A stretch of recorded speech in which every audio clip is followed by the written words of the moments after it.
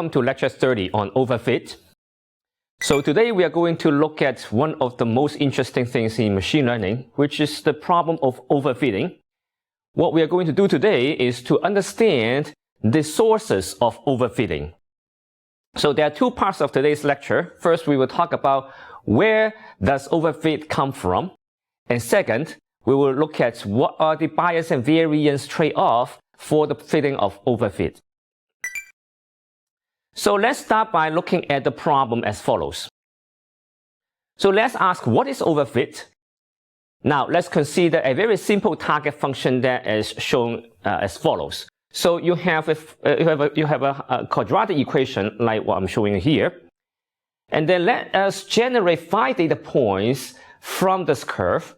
And these 5 data points, I assume that they are noisy, meaning that you're not just taking the data points on the curve, you're also assuming that there's some random fluctuation of the data points. Now remember that the red curve is the target function f that you want to estimate, and then the dots, they are the noisy samples that you have observed. Now the question of learning, of course, is to get the data points and then try to estimate the curve.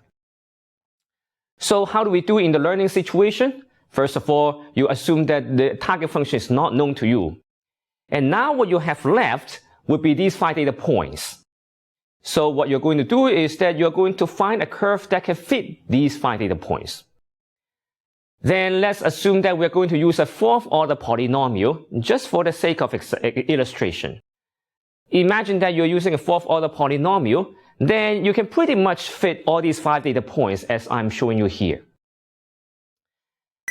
Okay, so now you can understand that there is a mismatch between what the target function looks like, which is a quadratic equation, compared to the 4th order polynomial, which you are using to fit the 5 data points. So you can say that, hey, okay, there is a overfitting occurring here because my polynomial has an order higher than what is required for the target function.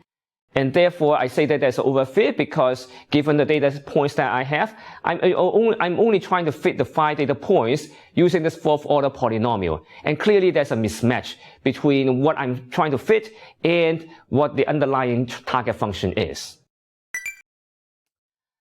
So what is overfit? This is a diagram showing you there's a mismatch. Okay, so you use 4th order polynomial to fit the data. And you can see that the in-sample error or the training error is 0 because you only have 5 data points and then you're using a 4th order polynomial. And so you will have a perfect fit in this situation. The outer sample error, as you can see in this example, it is very, very bad. And you just cannot generalize to data points that you have not observed. So what could go wrong with this overfitting?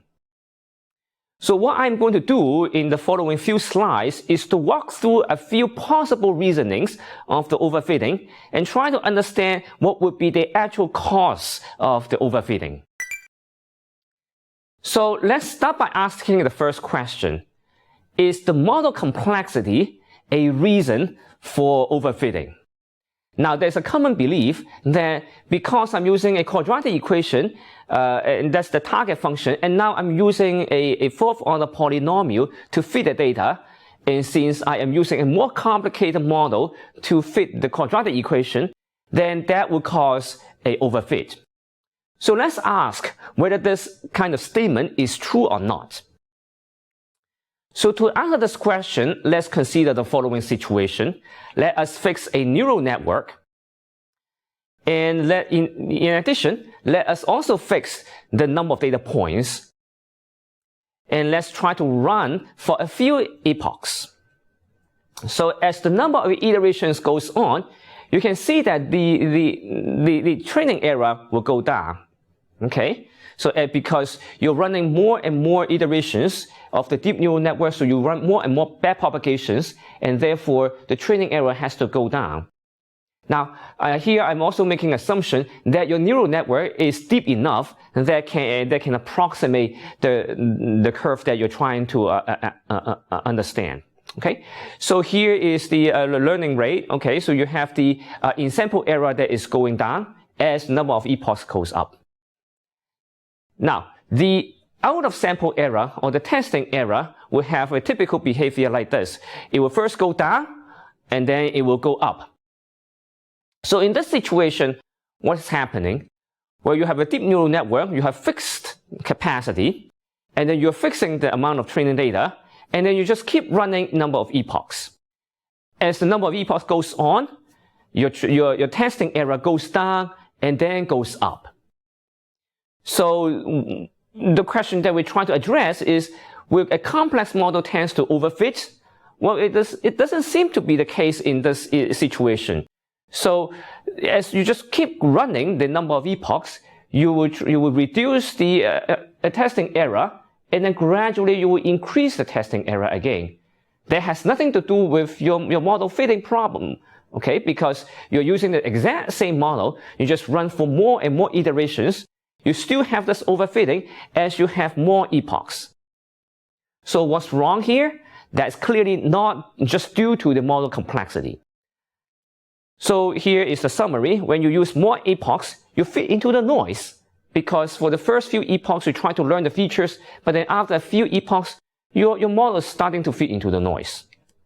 So in this example, the network capacity is not changed, but you still have overfit if you try to train forever. So model complexity is one of the possible reasons, but clearly it is not the only reason that will cause us to have the overfitting problem. Alright, so now let's try to understand a second possible reason for overfitting. How about noise? Well, there is also always noise, and so you will overfit. Is this a reason? So let's consider the following example. You have a 10th order target function, looks like this. And then suppose you generate the data points as I'm showing you here. And then let's assume that the target function is gone, so that now you are only seeing all these data points. You can have two choices in this example. You can either choose to fit the data using a second order polynomial, or you can choose to fit the data using a 10th order polynomial. So now you can see that if you choose to fit the data using a second order polynomial, given the set of data points, your fitting is actually pretty good. If you use a 10th order polynomial, your curve will look like this. So now, let's also go back a little bit to think about where does this data point comes from. The data point comes from a noisy observation. Okay, so if you go back a little bit, you realize that I have a blue curve, and then all my data points, they're the noisy observations of the blue curve. And therefore, if I try to fit all these data points using my green curve, it will still be noisy. If I choose to use a 10th order polynomial, I can actually fit very, very well my noise. The amount of residual noise in my red curve is much smaller than the green curve. When you look at this example, you can see that there is clearly an overfit using the 10th order polynomial. However, if you look at the training error, the training error of the red curve is actually very, very low. So let's take a closer look at this problem. You have a 10th order, let's say you have a 10th order target function, and you're using a set of n noisy measurements. And then you ask how well can you fit if you use a second order polynomial versus a 10th order polynomial. And it turns out that the in-sample error is 0.05 for the green curve, and then 0.034 for the red curve. And so the red curve is a lot lower than the green curve. Now, that's the training. How about the testing? The testing for the green curve is just 0.127 versus the testing error for the red curve is 9. And so you can see that there is a significantly larger generalization error for using a 10th order polynomial. So is noise the reason? Well, noise is indeed a reason for overfitting because of the noise that you have in your data set. And so if you choose the 10th order polynomial that tries to fit all these data points, you will run into the problem that you will try to fit all this noise. in contrast, if you choose to use a second-order polynomial, the second-order polynomial which seems to have the ability to handle these noisy measurements. And so the point here is that you're fitting noise if you use a complex model, and there's a clear trade-off between the noise and also the model complexity. But I also want to emphasize that noise does not seem to be the only reason. Let's consider this example, where we consider a clean target function. What do I mean? Well, let's consider a 50th order target function that looks like this. This is our target function. And let us generate n data points from this 50th order target function. So after you have generated the data, let's cover the curve, and then let's just look at the data points. And we ask, can we try to fit these data points using a low-order polynomial or using a 50th order target function? So in this case, you can see that the curve is actually a perfect curve on these data points. Okay, so your data points, they are clean observations. There's no noise associated with this example. And what we are all going to understand will be the order of the target function, and also the order of the model that you're going to use. So again, let's try to use a second-order polynomial, try to fit this data. And you can see that the second-order polynomial is not a very good fit, but it's reasonable. Now, if you try to use a 10th-order polynomial to fit into this data, then what you see is the following. Now note that in this example, the data points, they are not noisy at all. They're clean data points. They're just generated from a 50th order polynomial. And then now you're using a 10th order polynomial to fit the data. Also realize that you're using a 10th order polynomial which is significantly lower than the original target function. And so the complexity of the model that you're choosing is actually lower than the target function that you try to learn. And also there's no noise. And so the first two reasons that we try to ask, whether there is a model complexity problem and whether there's a noise problem, does not seem to apply to this example. So let's ask, what would be the cause of this problem? And before that, let's just take a closer look into the training and also the testing error in this example. Okay? So in this particular case, what is the training error for the second order polynomial? The training error is 0.029, and then the training error for the 10th order polynomial is 10 to the power minus 5. And clearly this 10th order polynomial is fitting well to all these data points. However, if you try to look at the testing error, the green curve has a testing error of 0.12, versus if you use a 10th order polynomial, the testing error goes all the way to 7,000. So you can see that there's a clear problem of using a 10th order polynomial trying to fit into a 50th order polynomial. That seems to be a reasonable thing to do. However, given the data points, that we still run into this problem of overfitting. So here is the question, is noise the reason? We want to ask the question again, is noise the reason? And we see that even if you have a noise-free situation, you still overfit. And so there are two problems here, is that there might be a model mismatch problem because you're using a 10th order target, and then you're using a 10th order fit. Maybe that would be the reason. The other possibility is that it's just that we are running out of training examples. Maybe that's also a reason. So let's take a closer look at the model mismatch problem and try to see whether if I put the model really match with the target function, will I still have the overfitting problem? So suppose that you know that your target function is a 10th order polynomial. Okay, and then you're using a second order polynomial, and then you're using a 10th order polynomial, try to fit the data. In this situation, that you will have a low order polynomial, the second order polynomial, that is not matched with the 10th order polynomial, and then you're using a 10th order polynomial, which is a perfect match with the target function that you are considering. And also assume that the samples, they're clean. Okay, and so now what will happen is that I'm going to generate 5 data points on this 10th order polynomial. This is the target function, and these dots, they are the training points. Now let's cover the curve, and let's try to fit using a 2nd order polynomial versus a 10th order polynomial. If you use a 2nd order polynomial, this is the fitting. If you use a 10th order polynomial, this is the fitting.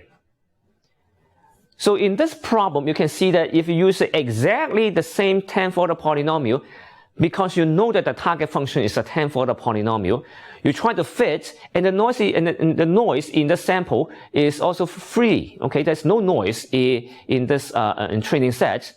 You try to fit that, you still have problem. So what is the cause of this issue? Is model fitting a problem for this in this situation? Probably not. Okay, so you can see that this is a noise-free situation. Model matches, it still doesn't fit well. Okay, and so what would be the reason? Well, it seems that everything is pointing to the problem of lacking training samples. So what causes overfit? There are a couple of reasons that we will run into the overfitting problem, and I call them the trinity of the overfit. And there are 3 reasons that you will have overfitting. The first reason is that you do not have enough training samples. This is clear from the examples that we have seen before, where you have a target function, however, you only draw a few data points from the target function. So if you do not have enough training data points, then it becomes impossible to fit a complex model. And it's also impossible to deal with the noise. Now let's try to understand these 2 very clearly. One is that when you do not have enough training samples, and suppose you're using a complex model, what will happen? Well, let's imagine that you have a 50th order polynomial that is your target function, and then you are using a 10th order polynomial trying to fit into this target function, and suppose you only have a few data points, and because the 10th order polynomial is actually already a much higher complexity than the number of data points that you can provide to the model, then the choice of the fitting model is just too complicated for the amount of training points that you have. And therefore, you will just fit all these data points using a 10th order polynomial. In the examples that I'm just giving you, you have 5 data points, but then you're using a 10th order polynomial. A 10th order polynomial, of course, can fit all these 5 data points perfectly. You do not have any training error. However, when you go to the testing, you will run into a lot of problems. The lack of training samples will also cause some difficulty in dealing noise. Now, why is that the case? Well, if you have noise, if you have only a few training samples, and because you only have a few training samples, then you will try to fit all these training samples using a reasonable model. Now, if you have noise, the noise will go into your fitting. But if you have a lot of training samples, and then your model has a lower complexity, then you will be able to do some smoothing when you try to fit the data. So that brings to the benefit of having enough training samples in your learning procedure. The second part of the cause of overfit is the target complexity. So if you have a very complex target, for example, you have a 50th order polynomial, then certainly you need a lot of training samples to fit. So if you have a 50th order polynomial as a target function, and then you only have 5 data points, that just doesn't seem to be enough to fit into your target. Now, not enough training data points, then the only way to solve this problem is to use a less complex hypothesis. So the third source of the overfitting is noise. If you have a lot of noise, then clearly you need a lot more training samples in order to average out the effects of noise. So these 3 reasons, they explain how we will get into the problem of overfitting. So now you can go home and try to implement your own deep neural network, and you will see that where does this overfitting come from? The overfitting comes from, 1, you do not have enough training samples, because let's say you're training a deep neural network for your ImageNet data sets, And because you only have 1.2 million data points, images for your ImageNet, and then you're trying to extrapolate to all kinds of situations, you just do not have the training samples. And because the target function is extremely complex, and so you will not be able to just learn well using the training set that you have. And typically you also have noise in not just the label, but also in the images themselves. So you have the fitting problem as well. And so when all this happens, then what you can do is you may want to choose a lower complexity model so that you can ideally you can fit better. Another approach that we will talk about would be, can we pose some kind of regularization, or can we pose some constraint to overcome the overfitting issue?